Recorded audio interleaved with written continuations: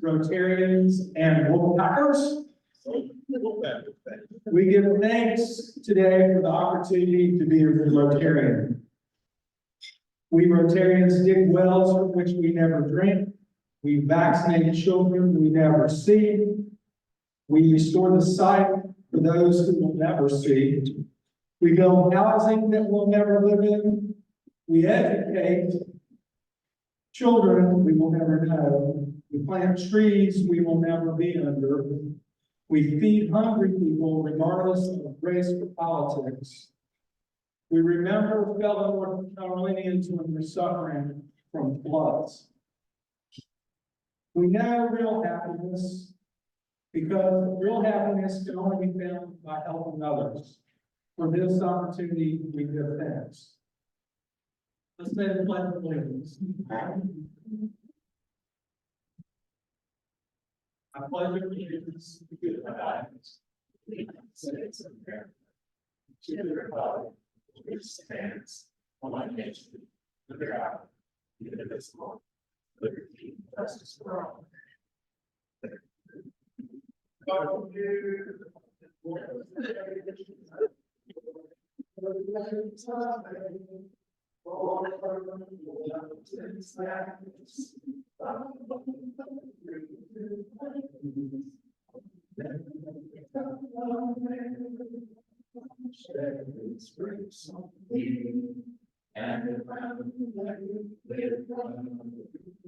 Sea to shining sea.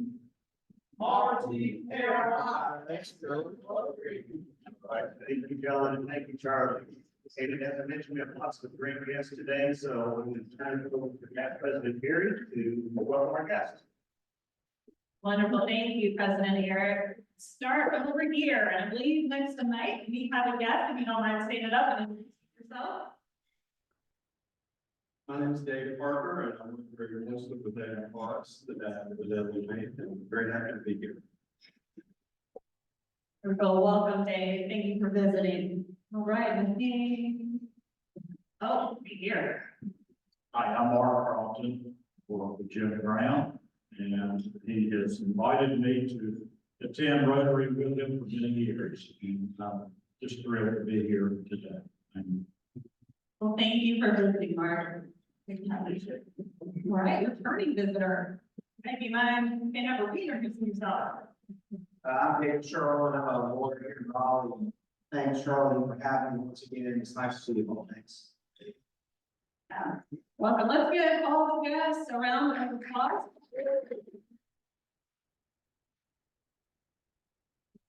And up at the front table, we have a few guests. Our speaker is going to get an introduction later, but do you mind standing up and your two guests and introducing them? First of all, thank you for allowing me to come here. My name is Alex Faulk. I'm the director of football recruiting for NC State football, and I have my recruiting staff with me here. Coach Lafayette Stewart, who's assistant director of recruiting for NC State football. I also have my other assistant director of recruiting, Tyler Jones, here. He actually played at NC State. He is a full-on Wolfpacker. I'm kind of want to coming in new to this NC State where we're happy to be here. John, the person in right there, any guests? You interested in membership? See that guy right at the door, John Luke, and he will get you hooked up with a membership application. All right, President Eric. All right, thank you, President Perry. He's also my daughter. I put on some time.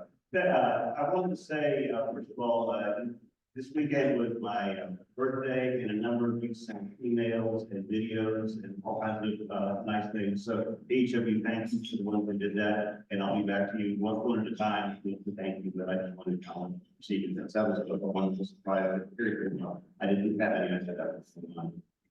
Secondly, you'll see that Patty is not with us today. Patty really was up in Chicago and doing Rotary business and church business, and being back to COVID. He is late to COVID right now. So this is the time where you pray for the preacher, and I'm sure we appreciate that. And then there is a Rotary response to the flooding that is happening in Western North Carolina and across the region. District Governor Jeff sent an email out about that. There's some information about it in the bulletin. There's a QR code on this slide here, and if you need more information about that, get in touch with me. Linda is not here this week, we'll talk about that in a minute. Randy Frazier, as good a friend as anybody could have. I checked on Charles King. Charles and his wife live up in the mountains. They have the highest altitude organic market farm in the US, if I'm not mistaken, they're up in the mountains. They are fine, they're safe. They did have some damage, but Charles is okay. I'm gonna make sure to do that. So with that, let's bring up John Luke for a update on membership items.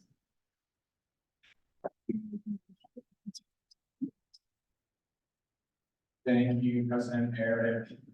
So we had the service social last week, here at Tobacco Row, and we had two amazing folks show up for it. That was Ms. Maddie Marshall and of course, President Eric.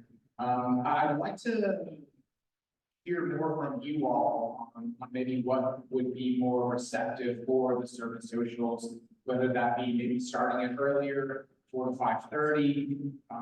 Maybe it's the day, maybe it's Wednesday or Thursday, but I would really love to hear more from you all and what would be a much more successful and beneficial service social for the Rotary Club. Of course, not only are we giving out lunch snacks for local middle school teachers to hand out to their students who are not as fortunate to have them, but also we are there to build connection with one another. I would really implore you all, next month is actually going to be at Harrison's place of business. We're still working out the date, but North State Bank is going to be hosting the service social, and we really look forward to seeing all of you guys out there. And again, if you guys have any suggestions, I'm open here. We'd love to hear more about it. Love to hear more about how we can grow our service socials in our club. Last bit, of course, being a mentor, we have a handful of mentors, but there's anybody else out there who wants to lend their knowledge and experience of Rotary and put that out onto new incoming members, you can talk to me. Thank you guys so much.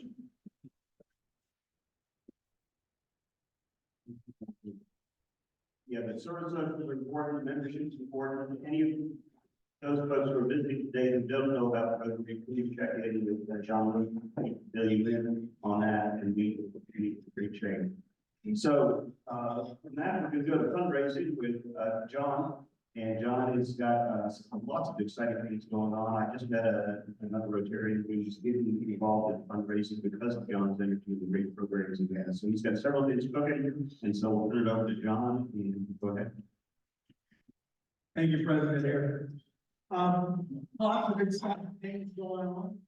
First of all, at the end of last week's fantasy football battle, we had Weston and Eric as the only two undefeated teams. I can tell you that's going to be different. There may only be one undefeated team, right, Weston? I haven't checked. We got 2 Monday night games tonight. So, So yeah. stay tuned. Next up, really excited about Carrie and Eric's offering of having a fundraiser at the fall in November, and we're calling it a Taste of Fall because you get a chance to taste honey, and if you like, you get a chance to taste whiskey. We'll have more information. Carrie will be the honey tasting guru. She will give you a chance 5 different honeys. You'll get floral, you'll get sweet lemon. How do you classify them? Light to dark honey, and there'll actually be a sample of Kate's Farm honey there as well, so we're excited about that. Thank you to those who donated, Eric and Carrie and Leslie Oliver, made donations to the party, and Tom Holder, Harrison, and Tommy, and yours truly have already signed up to be donors. And it's so funny because I told my future son-in-law we're having a whiskey tasting, and he called me Saturday and said, "I'm going to be there today at 4 o'clock." I'm like, I know you're excited, but wait till November 23rd. So please sign up, please come. Next up is the gala.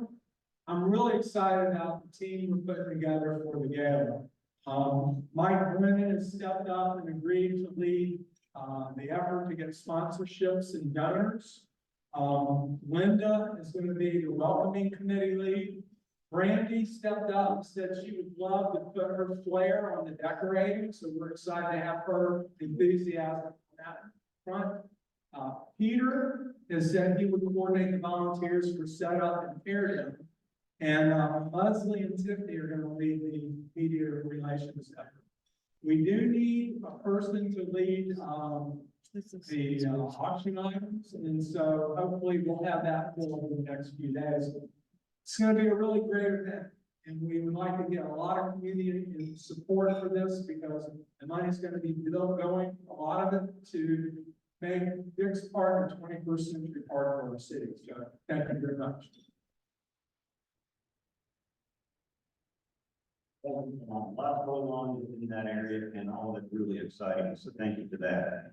Besides the fundraising so that we can fund projects that we do, we actually do several projects themselves. And we had a sort of project this past weekend, and Terry could give an update on this. Terry, if you can talk about the cleanup of the memorial.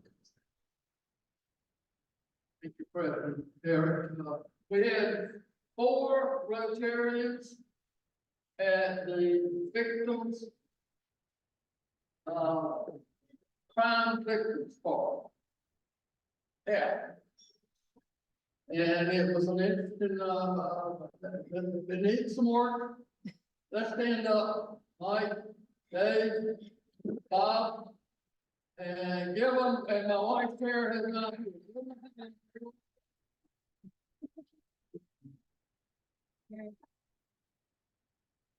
I'm through there, President. All right, you had my attention so much. All right, so on your table is the red bucket for the Dementia Alliance of North Carolina. They're a member of our club. They look at families in the region who are going through some battle of dementia, some member of the families, and they're there to support the family of the person going through that disease. They provide respite services, they provide education, they provide material. We're great trainers on the board of directors of that association. So the money that goes into that, we collect year round and goes over to that society. So please, drop some coins, some bills, whatever you would like. Write out a piece of paper billing and drop it in there if you'd like. Let's do that. And while you're doing that, I'll have Charlie come up with our Happy Dollar opportunity.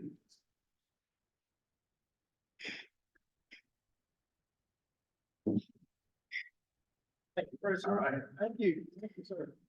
President Eric, anybody got any happy dollar up? Cindy.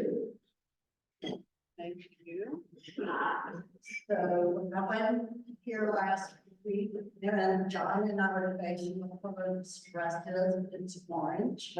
And I'm letting here to do my happy dollars. It's this day last week. For my Clemson Tigers.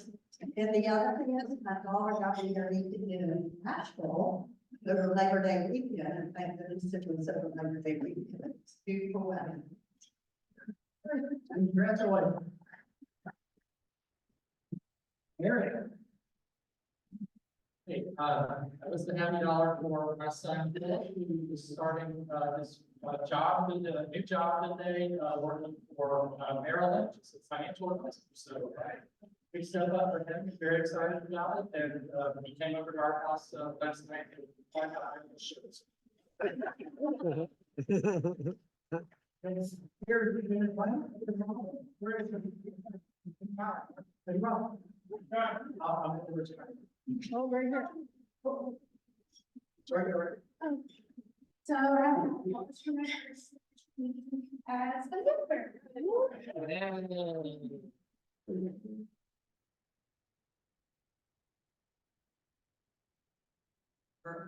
I'll introduce this weekend, the big game.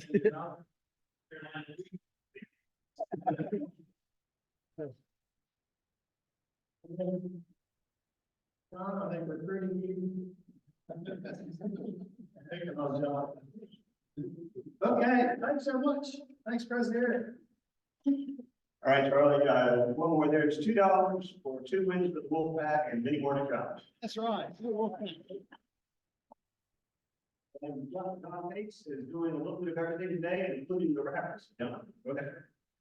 Hey, big pot today, for your generosity, big pot. Carrie, you did not participate, you may draw and announce the winner. Go back. 800-3418. 800-3418. Going once. Going twice.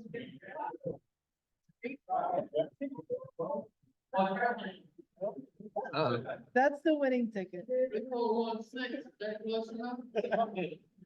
1-8.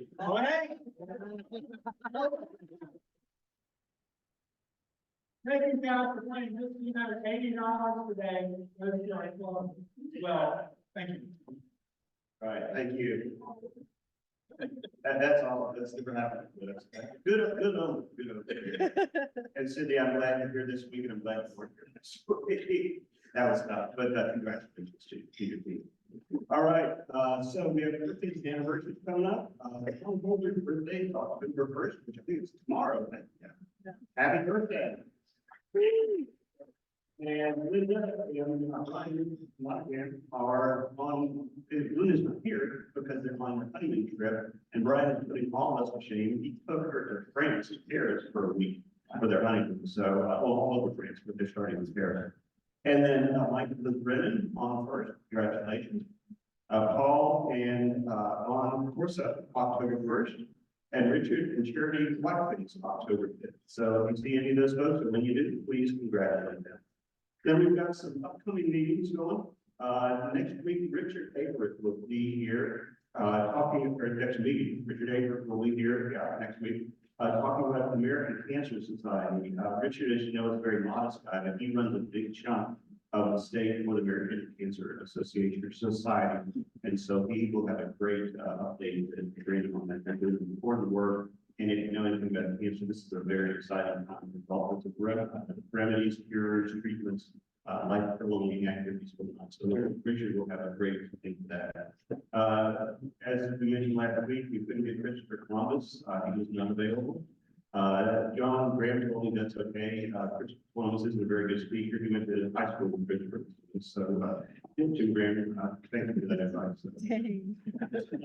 Then on the 21st, we'll have Buck Hunt. Buck is the CEO of H.H. Hunt Homes. It's a large construction company in the area and management company in this area. Really fascinating leader, and he will be here. And then Patty Rooney, our own Patty Rooney, will be here talking about the scope of giving in Rotary, what Rotary does with funds, and how we participate in that. And then on the 4th, that is the day before Election Day, and there are lots of energy, maybe even some tension around that. So I thought, what can we do to have really a fun program that kind of takes us for an hour out of that kind of roiling thing going on? And so there's a place in Selma called the Moody Theater. Who has heard of that? Not you folks have heard of it. They have a all-American kind of story show, humor, family-oriented show, music and whatnot. Tina Selden is one of their, Tina Cash is one of their key performers at that program. Those of you who lived in Raleigh, you remember Tina as one of the anchors and reporters at WRAL. And she ran the money desks and special stories. You even see her sometimes doing the lottery tickets at night.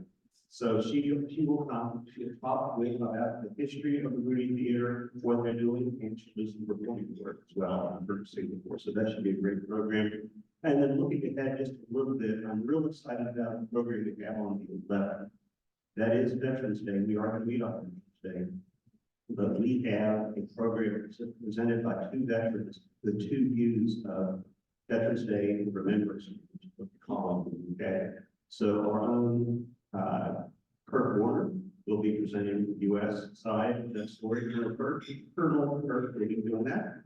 And then Peter Rory, an RAF officer, will be presenting the British side of that. So they're working together, collaborating on that. That should be a fascinating program. So don't miss the 11th. So we'll be doing that. All right, with that, we come to the main event. And so I will ask David to come up and introduce our guests. But I do have one sports joke that I really like. It's a basketball joke, and please do not tell Coach Doran I said something about basketball. I know what happens to people who say state to basketball school, and I don't want Coach Doran mad at me. But an ACC fan dies and goes to heaven, and he gets up to heaven, and St. Peter meets him and gets in, and he says, most of the people, when they first come, they like to tour the mansions of the famous people who are up. And so he said, would you like to do that? And he said, sure. So they're walking up and down the streets, and he sees this beautiful mansion, and it's got a Carolina flags all over it. And who's that? That's Steve Smith's mansion. That's awesome.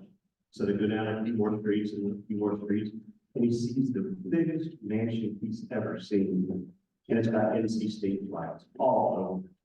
And he said, look, Jim Galvano was a great guy, a really super guy, but come on. And they said, oh, that's not Jim Galvano's house. That's God's house.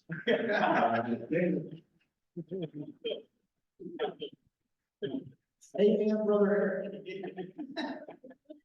Yes, thank you, President John Mayer.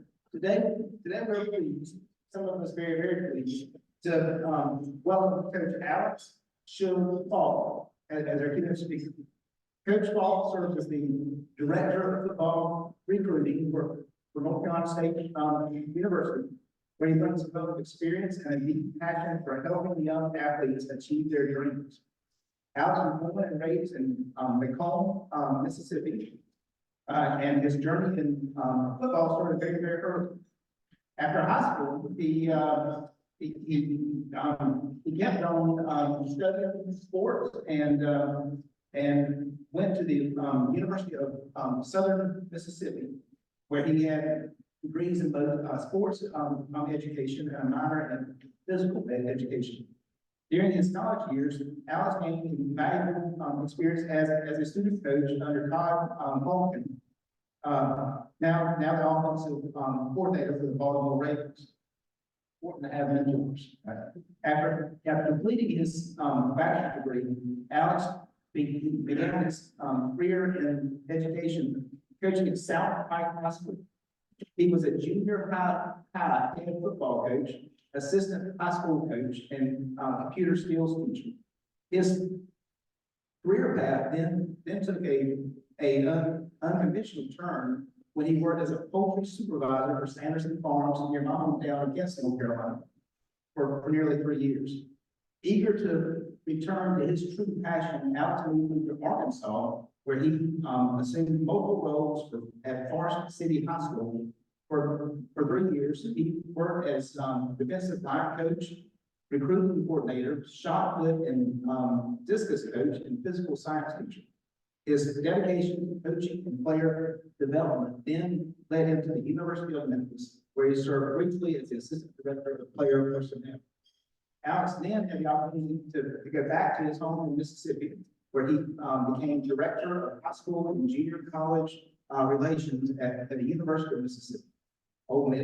His talent and commitment to football recruiting led Alex to his current role as director of football recruiting at NC State.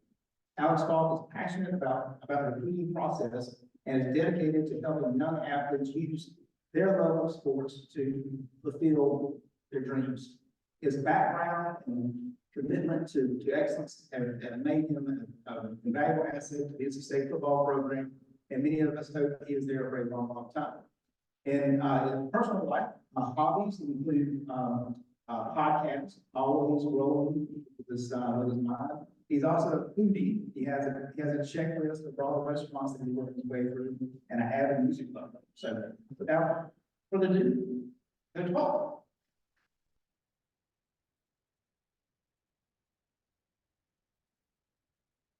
First of all, it is a true pleasure to be here today. I am blessed to have an opportunity with this Rotary Club to just talk to you guys briefly about the recruiting process and what it takes to almost start the recruiting process for high school football players as they start their career. And of course, toward the end, I'll answer any questions you might have about NCAA and what the recruiting process looks like in detail. And to really help tell us people earlier, yes, this is a NC State based PowerPoint, but what I want to talk about is something that is recruiting for every college football program in the country. We all do the same, but we all have our own little style, our little special emphasis too, okay? All right, first, I'm going to get my assistant director of recruiting, Tyler Jones, since he actually played at NC State, to kind of go through some of the NC State specific things, and then I'll get into the recruiting process. Clickers connected, so this is connected to.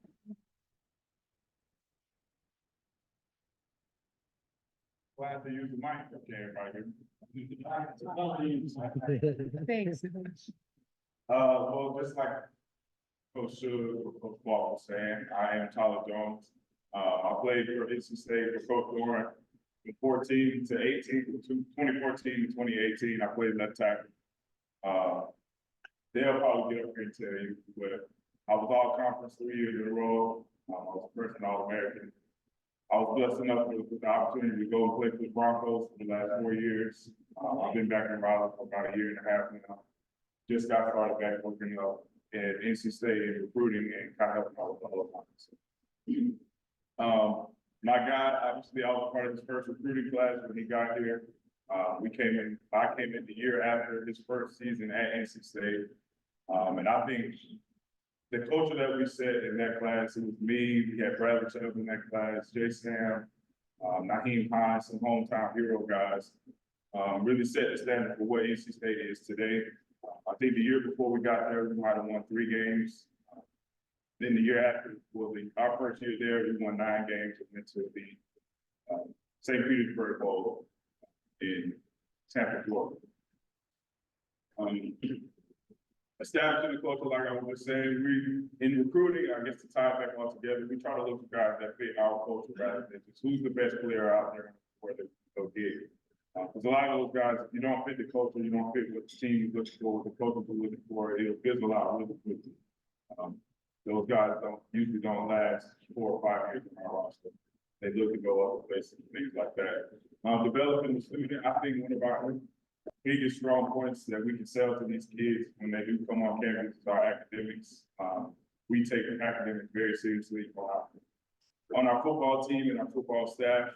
We have guys that graduated with 2 or 3 degrees.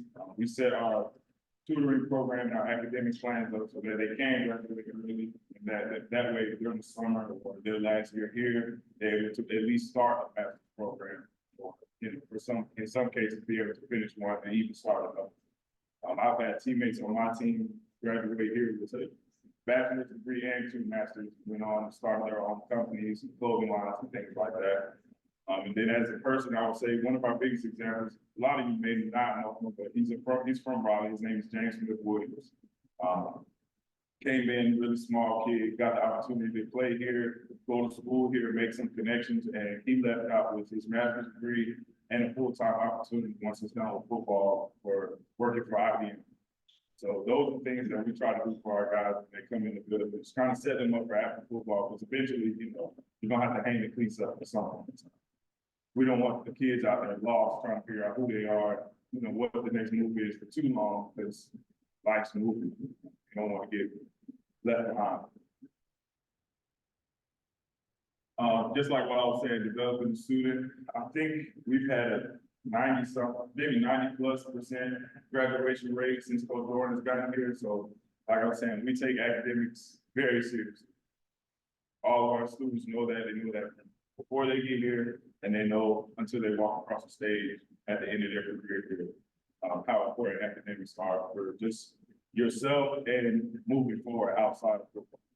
I know a lot of the time while they are here, it's all football, but we try to instill in them that academics is what's going to take you past, being 30 years old once you finish football. You still have your whole life to live, your whole life to do things for your family and for yourself, rather than that short period of time playing football.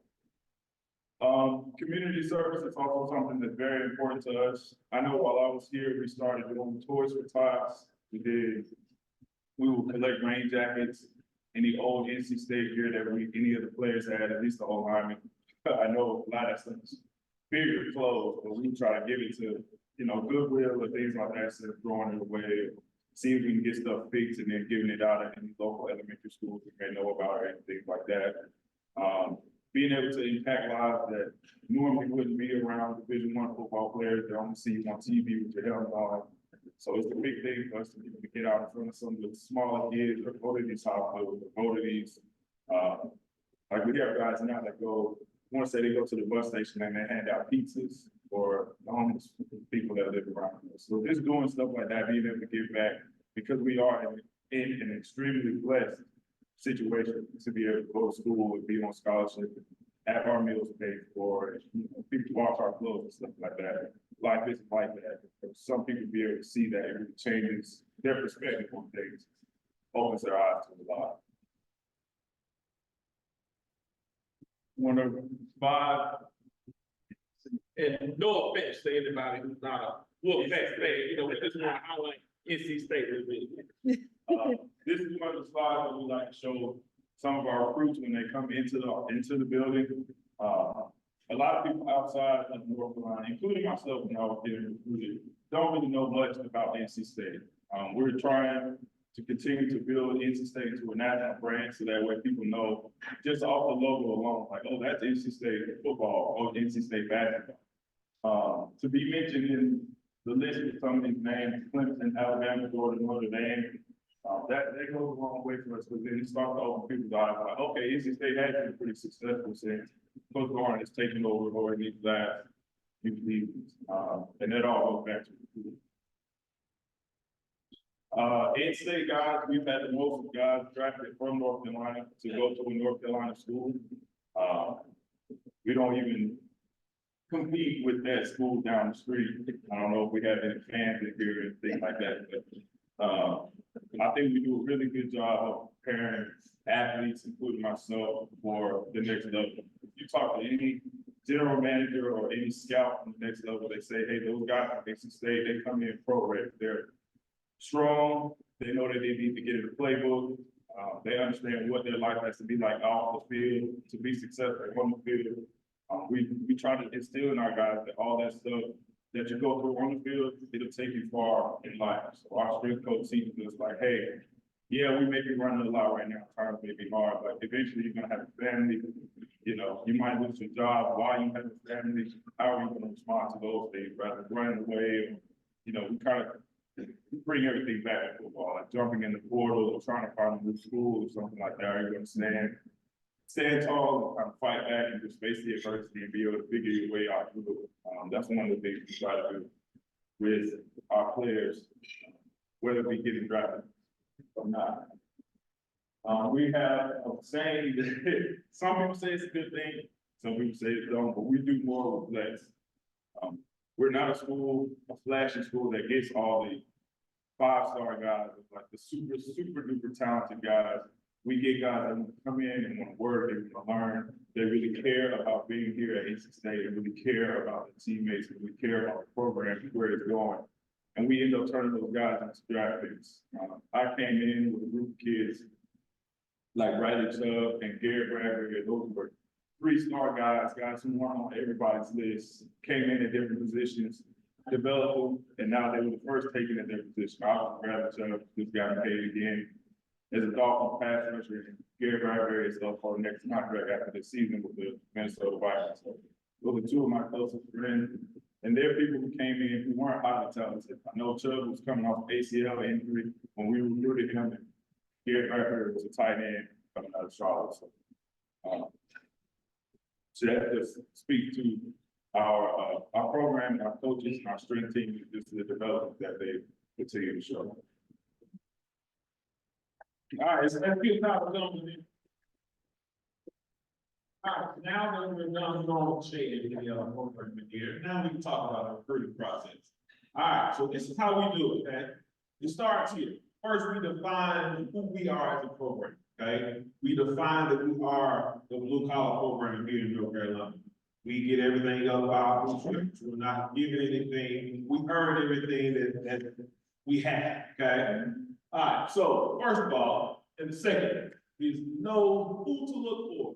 Okay, so we have positional needs by every position. Every year, there's a certain category, a certain number of positions that we might need for that specific year. That includes offensive line, defensive line, cornerback, quarterback, whatever. Okay, there are certain needs we need every year. Every year, we won't need every position. So we have to know that, hey, this year we're looking for a quarterback. Next year, we're looking for 2 offensive line. So we have to know that with communication with our general manager and our head coach, we sit down with them weekly to try to discuss, okay, coach, in this next 25 class, graduating high school class 2025, what are the positional needs? Okay, and we kind of talk about it. And then we'll also kind of look forward into the 2060s. Okay, coach, these guys are seniors, so they will be graduating. Here are their positions.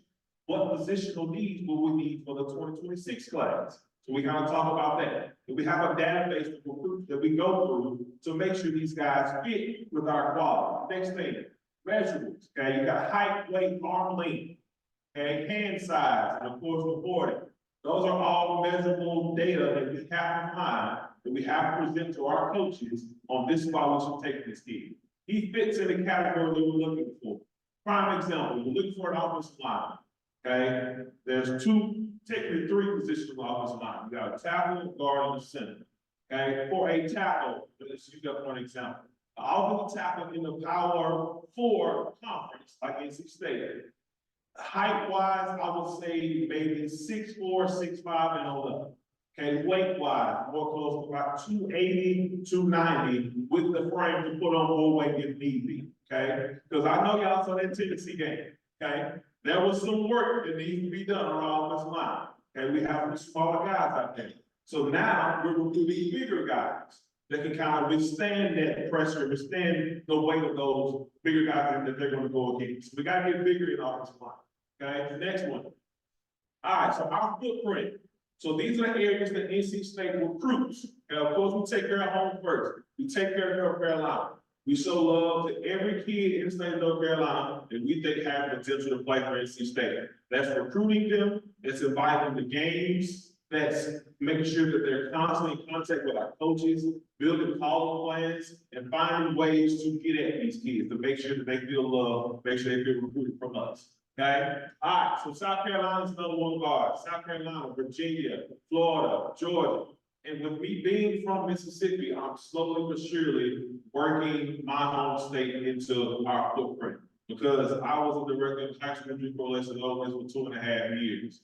I literally know every coach somewhere in some form or fashion in that state. I can get to them. And especially if there's a kid down there that I want to get to, I can find a way to get to them. I can make a phone call, reach out to them about them. Okay? And again, by me being from there, I want to make sure that I want to take these kids that are in these rural areas in Mississippi that probably have never even left the state of Mississippi before, let them come here and see this beautiful place of Raleigh. Okay? And that's one thing I can't say about this place that I've been here since the end of February. This place is awesome. I'm from a very rural part of Mississippi. Okay, so we used to go to Walmart parking lot for entertainment. There was our hangout spot. We didn't have any big social areas to relax or chill or mix and mingle with each other. We sat in our vehicles in Walmart parking lot and talked and had fun after football games. Okay, so me just coming to this big city, I'm loving it here. Like I said, I certainly do not plan on leaving NC State, plan on leaving Raleigh. I do love it here. Okay, I do. So. Last thing on this, what we can offer, okay? This is what NC State can offer a kid. Okay, you're playing in a premier college football program. It's in the Power 4. That is, once we get this thing going, how we want to get it going, we're going to be on the level of some of these other big time programs. Okay, we're going to get it there. Coach Dorn has the vision, his coaching staff has the vision, and he has the people that's working with him that wants to keep pushing his vision out across the country. Okay. All right, so again, but just like I just said, Raleigh's a growing city. This place is huge, and I love it here. There's so many other things outside of NC State that we use as recruiting tools for us. One of the things that we did this year that I came in and me and my staff kind of switched up was what we call an official visit. So that's when we bring a kid in for a weekend, wine them down the whole time. Okay, they used to do some spots that I thought did not sell the city of Raleigh. So we actually switched one of our nights dinners to the city club downtown. and they love it. We actually got a committee every weekend when we had those dinners there. And just again, using the city as a recruiting tool for us. All right, then of course our coaches. Coaching staff complete. 345 years of coaching experience between all of our 11 coaches, including our head coach. 345 years of coaching experience from multiple different parts of the country that have coached multiple athletes that are currently in the NFL. So the experience is there. All right, so this is kind of the chain of command for recruiting and how things go. And I'll kind of walk those through very quickly. All right, so the first corner up here to start with the process. All right, so the process is simple. We have an army of young student interns, probably about 20 of them, who scour the internet for kids who fit our criteria, who fit our measurements. If those guys check off those initial boxes, it's handed on to the personnel staff who initially does the evaluation of the film. So they will watch this young man's film, evaluated by position, because there's different things to look for by position, and they will decide if that kid is handed on to position coaches. Once the position coaches see it, and then it moves on to us as a recruiting staff. I like to call us the FBI because we do the dirty work. We make the phone calls, we do the digging of the background. We make sure this kid is a fit for our culture, okay? We have to make sure his grades are in a passing standard, because if it's not, he won't even get shown to the head coach. Okay, so we do the background work, make sure his character is right, make sure they take care of him in the classroom, make sure he's a fit for our culture. That's what we do as a recruiting staff. And then we also have to build those connections with this young man. We have to talk to him. We have to figure out who he is, who are his champions in his life, who do we need to win over that are going to be the main influences in this young man's life. And of course, the head man sees it, he gets the okay. Okay, that's one thing I can say about this place at NC State in our program. The head coach is very, very involved in the recruiting process. He does not allow us to offer kids until he sees it, until we do our background. Okay, a lot of times we do programs where a lot of people just offer kids just to offer. No, not at NC State. Coach Dave Dorn is very involved in our recruiting process. If a kid gets offered by NC State, the head man, Dave Dorn, has seen that kid film and he has done his work on deciding that kid's a fit for our culture right now. All right, and then another thing, a part of our recruiting staff, building relationships. And communication is huge. Okay, we have, like I said earlier, our coaches in total 345 years of experience. So let me know they're on the older side. So that's where we come in as the younger guys to come in and build that bridge and that connection between our older experienced coaches and these young high school kids. Communication is huge. Me and my staff, we're on the phones all day. We're on our phones, checking out Twitter, text messages, setting up phone calls, setting up Zoom calls to get on the phone with these people that can help us get this kid. Okay? All right. So we are also ambassadors for NC State. We have to do our work. We have to do our research on NC State to be able to sell this university, to sell this program. Okay? We are essentially, I hate to put us in this category, but sometimes we feel like, I feel like a used car film sometimes.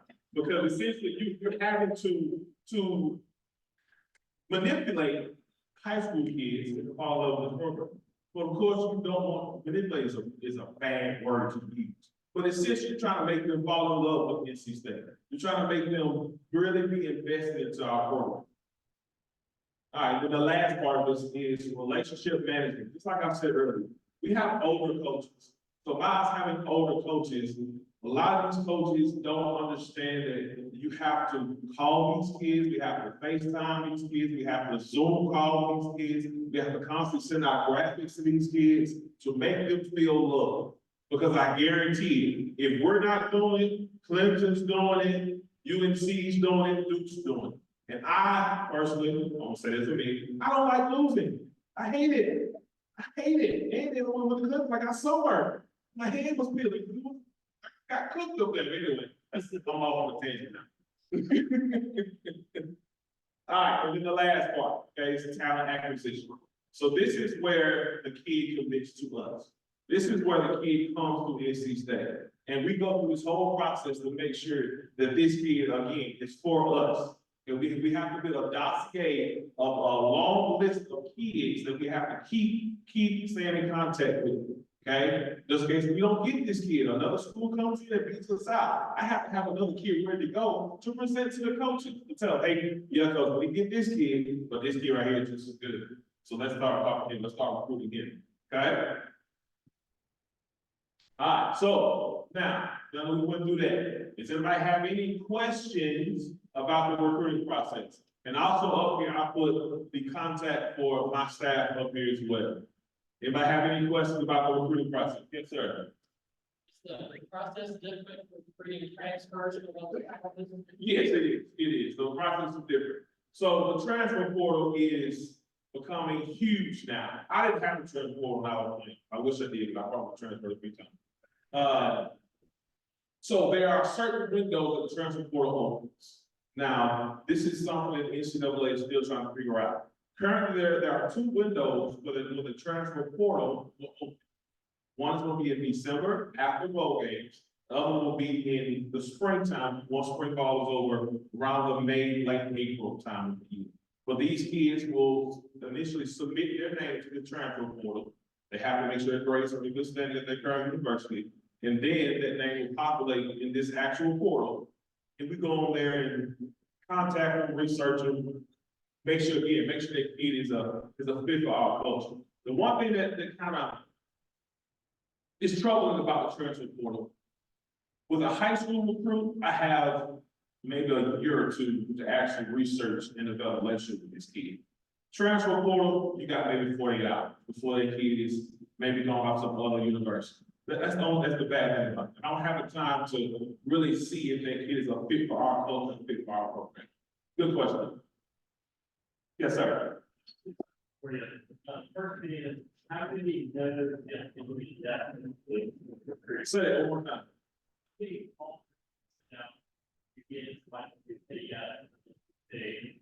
So as of right now, the NCAA only allows us to have 85 scholarships kids on our current roster. But if we want to recruit kids as hard as we want to, as long as we can know that if that kid wants to commit to NC State, we can take it, there's no limit of calls. Now, of course, like I said, with that 85, we're only limited to 85 spots on our roster. So we have to know if we offer this specific kid and he decides that he wants to come to NC State, we have to be comfortable taking this commitment to play for us. Okay.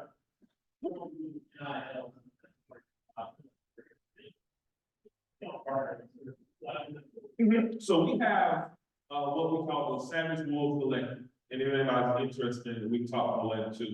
And those individuals are a third-party company that's not technically associated with the university. But once we do our research and make sure this kid is actually for us, and then we will do what we need to do to connect them with that, with that collective. Yeah. Yes, sir. How effective is, once you get a recruit from a certain high school, how effective do you use that to recruit others, either in their league or in their team, that are real candidates? That's a good question. So currently me and my staff, we have about 3 group chats just for our committees that we talk to them, we tell them things, we encourage them, we tell them congratulations on their game. So with that being said, we also use these guys, these current committees, to reach out to other kids that we're trying to recruit. Like for instance, we're trying to recruit a linebacker from South Carolina. We have our current quarterback right now, Will Wilson, is actually committed to us, but he lives in South Carolina. So we're going to use him that's living in South Carolina, playing quarterback, to help us recruit this other young man who's a linebacker that's in South Carolina as well. So yes, we do do it often, because it's easy. Because you got a kid who's already bought into the program, and he can sell it to another kid to hopefully make him commit as well. How often do they suggest, like, not on your list, and all of a sudden, he's going to. To be honest with you, there's not many kids in our program that we don't know about. Our personnel staff does a really good job of making sure that we're getting our eyes on every kid that has the potential to play at NC State. Right here. Yeah. How hard is it to find a true diamond in the rough? Like I know our kicker years back was actually proved as a soccer player. Mm-hmm. So how hard is it to find somebody that maybe the other schools has. Yeah, so that is something that could be tough because out of thousands of kids that we look at on a daily basis, one kid could get overlooked, he could get missed out on. And I believe that's where having relationships with people in the community, people in the state will help us to not miss those guys. We do a good job of staying in communication with our high school coaches in the state of North Carolina. We do a good job of staying relevant with those guys and making sure we're inviting them to games and checking in with them and sending them graphics and sending them information about NC State. Just in case they come across a kid who might not be on any of our lists, that way we can get eyes on. But I will say relationships with high school football coaches and people within the community will help us alleviate that. Yes, ma'am. Yeah, what's your perspective on the transfer portal and long-term loyalty of players Mhm. to certain teams? Have you noticed any difference or? Yes. So I came from a school, Otis, who was completely bought into the transfer. Everything they did was based off that. They wouldn't even recruit certain high school kids because they want to save that roster spot for a transfer portal kid. Me personally, you can't build your program on that. Because if you do, you're gonna get a constant change of kids, constant change of culture. Because again, if you're hopping the transfer portal, that means you're in some other university, you're part of their culture, part of their coaching staff. They taught you how they want to do it their way.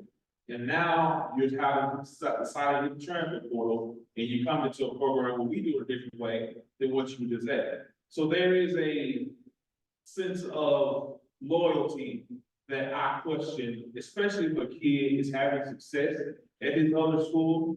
Why do you hit the board? Why? Is it because of the money? Because the coach got in his butt one day, you got to feel it, so you want to quit it. Why are you doing it? So that's when, again, that's when we come in as recruiting staff. If we have a position of need, and if we're going to look for the transfer portal kid, and if we find a kid that we like, everything checks out on the field. Now we have 48 hours to call what we can call, get on the phone, what we get on the phone with, try to figure out why this young man is important to have success. Does he want more money? Like I said, is he mad at the coach because he had a bad day? Like, what's the issue? That's when we come in to find that out. Yes, sir. So I just got here in February. We had, since I've been here, there's no player that can transfer portal so far.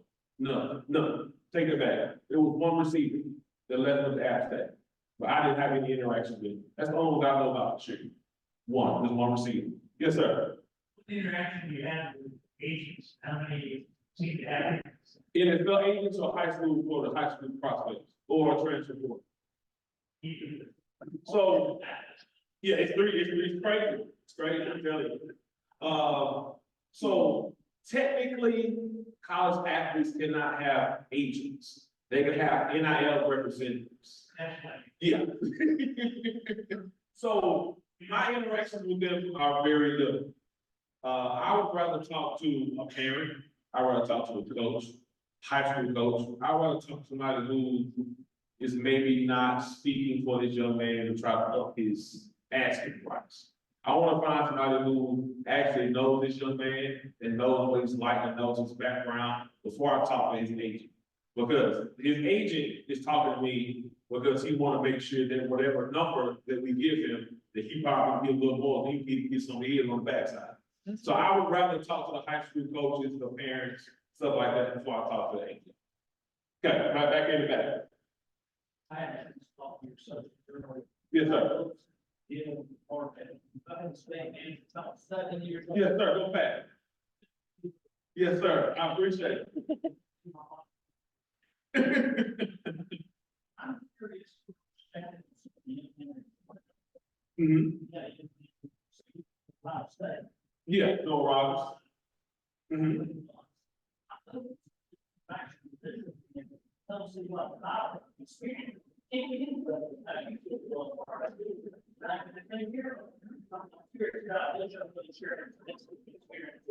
I say.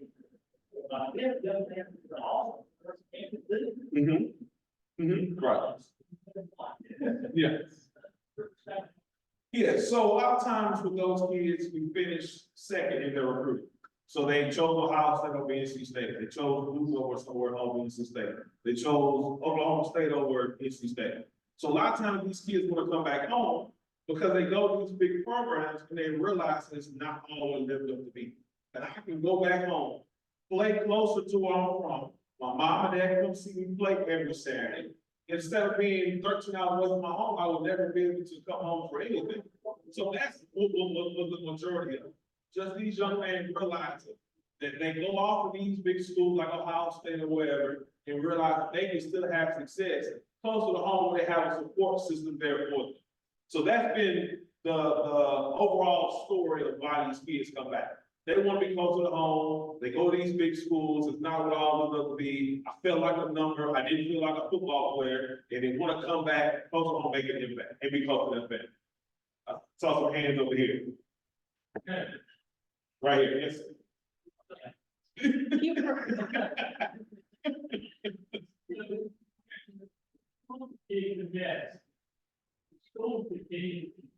Yes, yes, we're currently going through. My kid commits, and then 2 weeks later, he commits, stop. What's the? Money culture. So with that, we've had, and first you guys on social media, you see it for yourself, and I'm glad to talk about it. We've had 2 so far, kids that have been committed from us that, essentially, I feel like maybe wanted to save a spot with us at NC State, but we're still keeping our options open, hoping they get something bigger. And I believe those kids aren't necessarily locked in with NC State. They're holding the spot. They just want to make sure that if I don't get this Georgia offer, I don't get this Alabama offer, then I still got somewhere to go. And to be honest with you, those aren't the type of kids that really we want because they're indecisive. Okay, they're not sure on what they really want. And especially with how we do it, we make sure these kids feel loved. We make sure these kids feel recruited. We make sure these kids feel wanted at NC State. And a lot of times they're chasing logos. They're chasing a big name program. They're chasing a big university. But instead, so just like we're talking about with these other young men involved in these big schools that come back home, you realize it for yourself. Sometimes you have I remember growing up, my mother would tell me, don't touch that pot. Sometimes I got to touch that pot myself to see it. I have to learn the hard way. All right. Thank you, guys.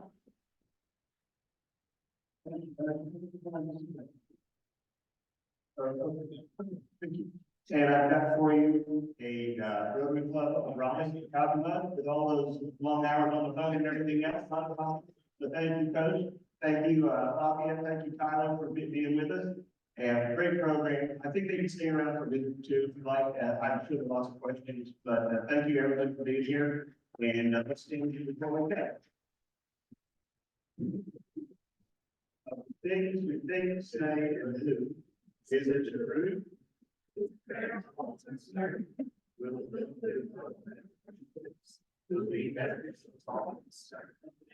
We are adjourned.